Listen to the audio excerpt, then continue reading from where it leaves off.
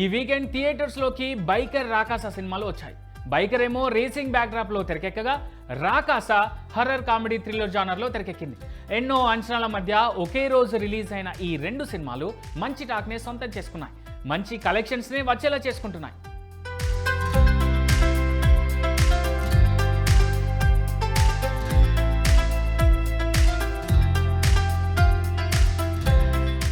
ఈ రెండు సినిమాల డే 1 కలెక్షన్స్ చూస్తే నిహారిక ప్రొడక్షన్లో, మానస డైరెక్షన్లో శోభన్, నయన్ సారిక హీరోయిన్లుగా తెరకెక్కిన రాకాస మూవీకి day 1 world wide 5.6 crore gross వచ్చినట్టు తెలుస్తోంది. అంతేకాదు, వీకెండ్ అయ్యేసరికి బ్రేక్ ఈవెన్ కావచ్చేమో అనే టాక్ వినిపిస్తోంది ఇండస్ట్రీలో.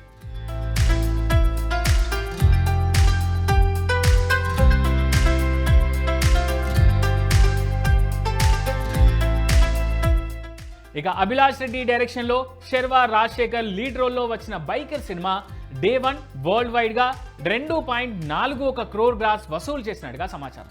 అయితే తొలి రోజు బైకర్ మూవీ ఎంత కలెక్ట్ చేసిందనే విషయంలో మేకర్స్ నుంచి ఇప్పటి వరకు అఫీషియల్ అప్డేట్ అయితే లేదు.